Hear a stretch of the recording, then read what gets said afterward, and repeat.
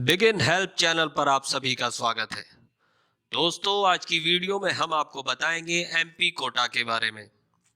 दोस्तों, अगर अभी तक आपने हमारे चैनल को सब्सक्राइब नहीं किया है तो प्लीज सबसे पहले आप हमारे चैनल को सब्सक्राइब जरूर कर लें, बेल आइकन को क्लिक करें, नोटिफिकेशन को ऑल करें। केंद्रीय विद्यालय संगठन ने अपने स्कूलों में दाखिले के लिए कई सारी कैटेगरी और कई रिजर्वेशन बना रखे हैं, जिनके आधार पर आपके बच्चे का दाखिला केंद्रीय विद्यालय के स्कूलों में हो सकता है। उन्हीं रिजर्वेशन में से आज हम एक रिजर्वेशन की बात करने वाले हैं, यानी कोटे की बात करने वाले हैं, वो है एमपी कोटा। एमपी कोटे के आधार पर भी आप अपने बच्चों के दाखिले केंद्रीय विद्यालय के स्कूलों में आसानी से करा सकते हैं। चलिए दोस्तों, शुरू करते हैं। एमपी कोटे के अंतर्गत अगर आप अपने बच्चे का दाखिला कराना चाहते हैं तो आपको एमपी यानी सांसद की रिकमेंडेशन की ज़रूरत पड़ती है। देश भर के सभी सांसदों को एक साल में 10 बच्चों का नाम रिकमेंडेशन करने के लिए 10 कूपन दिए जाते हैं। ये एक शैक्षिक सत्र में दिए जाते हैं, यानी वो एक शैक्षिक सत्र में 10 बच्चों को रिकमेंड कर सकता है, दाखिले के लिए रिकमेंड कर सकता है। मतलब ये हुआ कि किसी एमपी या सांसद के संसदीय क्षेत्र में कोई भी केंद्रीय विद्यालय आता है तो वो एमपी कोटे से उस केंद्रीय विद्यालय में 10 बच्चों को एडमिशन यानी दाखिले के लिए रिकमेंड कर सकता है। देश भर के सभी सांसदों को 10 कूपन हर साल दिए जाते हैं। ये कूपन वो अपने संसदीय क्षेत्र में ही इस्तेमाल कर सकता है, यानी किसी भी सांसद के संसदीय क्षेत्र में अगर कोई भी केंद्रीय विद्यालय आता है तो वो उस केंद्रीय विद्यालय में उन 10 बच्चों के जिसको वो चाहे रिकमेंड कर सकता है, या फिर अगर एक से ज़्यादा स्कूल हैं तो भी वो अलग अलग स्कूल में उन बच्चों को रिकमेंड कर सकता है।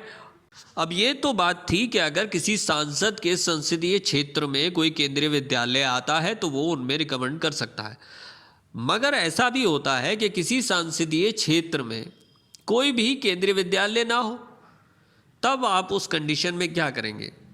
अगर किसी संसदीय क्षेत्र में कोई केंद्रीय विद्यालय नहीं है तो वो सांसद अपने इन 10 कूपन को अपने पड़ोसी संसदीय क्षेत्र में इस्तेमाल कर सकता है। मतलब अगर उस संसदीय क्षेत्र में, जिस संसदीय क्षेत्र का वो सांसद है, वहाँ पर कोई भी केंद्रीय विद्यालय नहीं है तो वो अपने पड़ोसी या नज़दीकी जो भी संसदीय क्षेत्र आता है उसमें उन कूपन का इस्तेमाल कर सकता है और उन 10 कूपन से 10 बच्चों के दाखिले करवा सकता है। राज्यसभा सांसद भी अपने संसदीय क्षेत्र में 10 बच्चों के नाम रिकमेंड कर सकता है। राज्यसभा सांसद का संसदीय क्षेत्र वह राज्य होगा जिससे वो चुनकर आया है। राज्यसभा व लोकसभा सांसद को 10-10 कूपन मिलते हैं, जिससे वह अपने संसदीय क्षेत्र में 10 बच्चों के नाम रिकमेंड कर सकता है, दाखिले के लिए रिकमेंड करा सकता है। चाहे तो वह एक ही स्कूल में इन 10 बच्चों के एडमिशनों के लिए रिकमेंड कर सकता है, या फिर अलग अलग विद्यालय स्कूलों में 10 बच्चों के नाम रिकमेंड कर सकता है। एक राज्यसभा सांसद के पास, क्योंकि वो उसका संसदीय क्षेत्र वो राज्य होता है, तो इसलिए वो उस राज्य में कहीं भी उन बच्चों के दाखिले के लिए रिकमेंड कर सकता है। अब ये बात तो आपको लगभग समझ आ गई होगी कि एक राज्यसभा सांसद और लोकसभा सांसद दोनों ही अपने संसदीय क्षेत्र में 10-10 बच्चों को एडमिशन के लिए रिकमेंड कर सकते हैं। अब वो किस तरह से इन बच्चों को रिकमेंड कर सकते हैं? तो देखिए, कोई भी लेटर या फिर लेटर हेड या अन्य किसी भी तरीके से लिखा हुआ कोई भी पत्र, अगर वो एमपी के द्वारा ही भले ही क्यों ना लिखा गया हो या फिर किसी और की रिकमेंडेशन हो, वो मान्य नहीं होगी। तो फिर किस तरीके से उन बच्चों का दाखिला एमपी कोटे में हो सकता है? तो हम पहले ही बता चुके हैं कि एक एमपी और राज्यसभा सांसद को 10-10 कूपन एक साल में मिलते हैं। इन कूपन के आधार पर ही उन बच्चों का दाखिला हो सकता है। अन्य किसी भी लेटर हेड पे लिखे गए रिकमेंडेशन या फिर लेटर से, एप्लीकेशन से कोई भी अगर आपने पत्र लिखा है तो उसके आधार पर आपके बच्चों की रिकमेंडेशन नहीं मानी जाएगी, वो रिजेक्ट हो जाएगी। एक सिंपल सा तरीका है, आप एमपी कोटे के आधार पर जब तक एमपी अपने कूपन का इस्तेमाल नहीं करेगा तब तक वो दाखिले के लिए एलिजिबल नहीं होगा। तो ज़रूरी है कि एमपी कोटे के आधार पर अगर अपने बच्चों का दाखिला कराना चाहते हैं तो वो एमपी के द्वारा दिए गए कूपन का इस्तेमाल ज़रूर होना चाहिए, अन्यथा वो एप्लीकेशन रिजेक्ट कर दी जाएगी। अब बात करते हैं ये रिकमेंडेशन आपको कब देनी है। ये सभी दाखिले शैक्षिक सत्र के शुरुआत में जो भी दाखिलों की तारीखें हो उनमें यह आवेदन हो जाना चाहिए। मतलब ये है कि जो भी शैक्षिक सत्र जब स्टार्ट होता है तो उससे पहले उन शैक्षिक सत्र के लिए बच्चों के दाखिले होते हैं। ये जो भी तारीख होती है, अगर आप मान लीजिए 1 अप्रैल से 31 जुलाई दाखिले की तारीखें हैं, तो इन तारीखों में आप एमपी कोटे के आधार पर अपनी एप्लीकेशन को सबमिट जरूर करा दें, अन्यथा आपके बच्चे का दाखिला इस कोटे में नहीं होगा, क्योंकि इसके बाद इन एप्लीकेशन को नहीं लिया जाएगा। केंद्रीय संगठन ये साफ साफ कहता है कि अगर इन तारीखों के बाद कोई भी एप्लीकेशन रिसीव की जाती है तो वो मान्य नहीं होगी। मतलब ये हुआ, जब स्कूलों में दाखिले शुरू होंगे उनकी आखिरी तारीख से पहले पहले आप एमपी कोटे के आधार पर अपने बच्चों के दाखिले के लिए एप्लीकेशन जरूर लगा दें। अब बात करते हैं दोस्तों, आखिर वो कौन कौन सी क्लासेस हैं, कक्षाएं हैं जिनमें एमपी कोटे के आधार पर दाखिले हो सकते हैं। तो केंद्रीय विद्यालय संगठन ने ये साफ साफ लिख दिया है कि वो अपने यहाँ एमपी कोटे से जो दाखिले लेगा वो क्लास 1 से लेकर सिर्फ क्लास 9 तक होंगे। यानी अगर आप अपने बच्चों के दाखिले केंद्रीय विद्यालय संगठन में एमपी कोटे से कराना चाहते हैं तो आपका बच्चा अगर क्लास 1 से क्लास 9 तक किसी भी क्लास में है तो आप एमपी कोटे से अपने बच्चों के दाखिले के लिए एप्लीकेशन दे सकते हैं। क्लास 10, 11 और 12 इनमें से किसी भी क्लास के लिए आप एमपी कोटे के आधार पर अपने बच्चों के लिए दाखिले के लिए एप्लीकेशन नहीं दे सकते।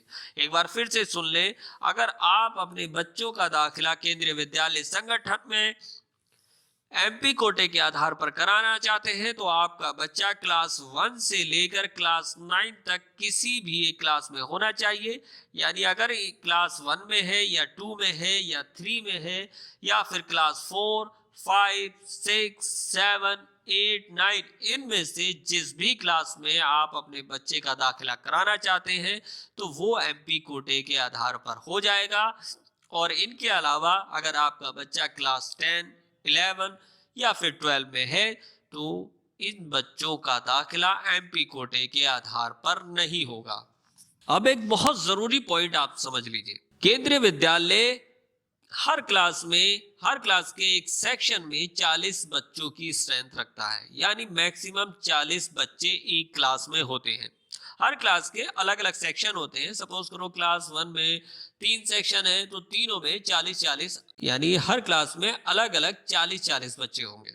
अगर आप अपने बच्चे का दाखिला एमपी कोटे के आधार पर करा रहे हैं तो आप ये समझ लीजिए कि अगर क्लास में 40 बच्चे पूरे हो गए हैं, यानी किसी सेक्शन में अगर 40 बच्चों की स्ट्रेंथ पूरी हो गई है और आपकी एमपी कोटे से एप्लीकेशन आई है तो केंद्रीय विद्यालयों को आपके बच्चे का दाखिला लेना कंपलसरी है, यानी उनको लेना होगा। 40 बच्चों के बाद भी अगर किसी सेक्शन में 40 बच्चे पूरे हो जाते हैं और उसके बाद एमपी कोटे से कोई एप्लीकेशन आई हुई है तो भी आपके बच्चों का दाखिला लेना केंद्रीय विद्यालय को जरूरी है। उनके लिए ये जरूरी है कि वो आपके बच्चे का दाखिला अपने स्कूल में कर ले। तो आप बिल्कुल ना घबराएं कि अगर आप किसी भी स्कूल में किसी भी सेक्शन में अगर बच्चे पूरे भी हो गए हैं उसके बाद भी आपके बच्चे का दाखिला हो जाएगा अगर आपने एमपी कोटे से अपने बच्चे की एप्लीकेशन को दाखिल किया है। दोस्तों एमपी कोटे से जुड़े हुए मेन पॉइंट हम एक बार फिर से आपको बता देते हैं, ध्यान से सुनिएगा। एमपी कोटे के आधार पर क्लास 1 से लेकर क्लास 9 तक आपका बच्चा इनमें से किसी एक क्लास में अगर पढ़ता है, किसी भी क्लास में पढ़ता है, तो उसका दाखिला केंद्रीय विद्यालय में एमपी कोटे से हो सकता है। इसके बाद अगर वो क्लास 10, 11 या 12 में पढ़ता है तो उसको एमपी कोटे के आधार पर दाखिला नहीं लिया जाएगा। नंबर 2, अगर एक सांसद के संसदीय क्षेत्र में कोई केंद्रीय विद्यालय नहीं है तो वो अपने नजदीकी संसदीय क्षेत्र में किसी भी केंद्रीय विद्यालय में उन 10 कूपनों का इस्तेमाल कर सकता है जो उसको एक संसदीय क्षेत्र के लिए 1 साल में दिए जाते हैं। नंबर 3, अगर बच्चों की स्ट्रेंथ उन क्लासेस में पूरी होने के बाद भी आपके बच्चे का दाखिला होगा, अगर आपने एमपी कोटे से अपने बच्चे के दाखिले के लिए एप्लीकेशन को दाखिल किया है, तो राज्यसभा सांसद और लोकसभा सांसद दोनों को 1 साल में 10-10 कूपन दिए जाते हैं। अगर वो इन 10 कूपन का इस्तेमाल उस साल में नहीं करता है तो ये सभी कूपन एक तरीके से एक्सपायर हो जाएंगे, यानी खत्म हो जाएंगे। आप इनका इस्तेमाल अगले साल नहीं कर सकते, क्योंकि हर साल इन्हें सरकार की तरफ से 10 कूपन दिए जाते हैं। इनके पास अधिकार होता है कि ये 10 कूपन का इस्तेमाल करें और इनको ये कूपन उसी साल, जिस साल मिले हैं उसी साल इनका इस्तेमाल करना होगा। अदरवाइज ये सभी कूपन एक तरीके से एक्सपायर हो जाएंगे, खत्म हो जाएंगे, इनकी वैलिडिटी खत्म हो जाएगी। दोस्तों एक तरीके से हम ये मान लेते हैं कि आपको अब एमपी कोटे से जुड़ी हुई तमाम जानकारियां समझ में आ गई होंगी और आप तक पहुंच गई होंगी। दोस्तों इस वीडियो को आगे भी शेयर जरूर करें ताकि और लोगों को भी इसके बारे में पता चले। इसके बाद भी अगर आपके कोई डाउट्स हैं, कोई भी आपको दिक्कत आती है तो आप हमें जरूर लिखें, हम कोशिश करेंगे आपकी समस्याओं का समाधान करने की। दोस्तों मिलते हैं अगली वीडियो में।